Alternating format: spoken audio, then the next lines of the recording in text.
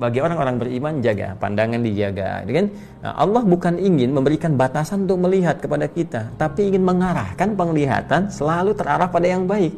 Karena mata ini mulia, pendengaran ini mulia, akal ini mulia. Bahkan yang tidak dipunya hewan itu akal.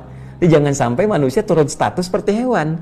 Karena itu dijaga oleh Allah Subhanahu wa taala supaya akal ini sempurna menunjukkan nilai kemanusiaannya. Jangan turun status menjadi hewan atau di bawah hewan, ya, dalam tanda petik ya.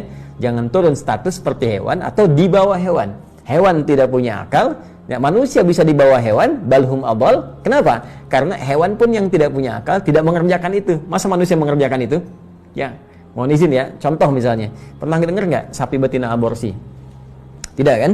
Pernah dengar nggak kambing betina aborsi? Kan tidak. Kambing nggak pernah aborsi, sapi nggak pernah aborsi. Kenapa manusia bisa aborsi?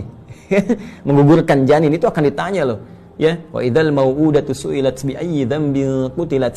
Dan ketika bayi-bayi yang terlahir itu, ya, kemudian dibunuh, ya, mereka kemudian dimatikan, mereka kemudian tidak diberikan kesempatan untuk terlahir, ya. Ajalnya tiba, tapi cara manusia memperlakukan itu yang disoal oleh Allah Subhanahu wa taala. Ya, apa yang terjadi? Bi ayyi dzambil qutilat, mereka kemudian akan ditanya di akhirat nanti sampai mereka berkata, mengadu kepada Allah Subhanahu wa taala, ya Allah, dosa apa sampai perempuan ini membunuh saya? Dosa apa sampai laki-laki ini kemudian membunuh saya? Ya, dulu Firaun, sefiraun-firaunnya, ya, dalam tanda petik, Firaun, sefiraun-firaunnya itu nunggu dulu. Ya, perempuannya, ibunya lahiran, anaknya keluar, nunggu dulu dilihat. Laki-laki apa perempuan?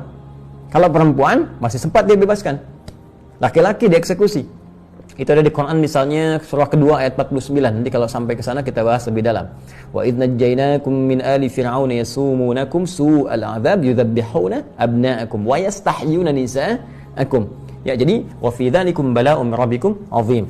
Kata Allah, ya, kami selamatkan dulu Musa dan para pengikutnya, ya kan?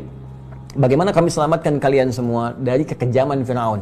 Itu kalau su'al adzab itu kalau ada siksaan yang keji, ini yang keji kata Allah tuh. Yang paling keji itu ini. Ya, perempuannya sedang hamil mengandung, kemudian diintai, diawasi, ya, dan didampingi oleh algojo. Ketika lahir kemudian perempuan dibebaskan. Kalau laki-laki dia sembelih di hadapan ibu yang baru melahirkannya. Itu disebut oleh Al-Qur'an sebagai siksa yang paling keji. Nah, manusia sekarang, perhatikan baik-baik, ini sangat jauh dari Firaun. Ya, sangat jauh. Firaun, sefiraun-firaunnya itu masih menunggu bayinya lahir, perempuan bebas. Manusia sekarang, dia nggak peduli lahir laki-laki atau perempuan. Bahkan dalam kandungan pun janin harus dihabisi, ya, dalam kondisi-kondisi yang tertentu yang sekarang bahkan kita dengar beritanya. Maka demi Allah saya katakan dosa yang sangat besar, dosa yang sangat besar. Itu dokternya, bidan yang terlibatnya, orangnya dan sebagainya. Kalau dengan sengaja menggugurkan kandungan, tidak ada yang dibenarkan oleh syariat, oleh syar'i, ya, bukan karena misalnya ada satu bahaya tertentu, karena kondisi tertentu yang dikonsultasikan baik pada dokter, pada ulama, dan memang dibenarkan hal demikian. Maka di luar itu semua adalah dosa yang dipertaruhkan di hadapan Allah Subhanahu wa taala dengan luar biasa, sampai janinnya bicara kepada Allah, yaitu, ya Allah, dosa apa aku sampai dihabisi oleh orang-orang ini sebelum aku tumbuh dengan izin-Mu ya Rabbal Alamin.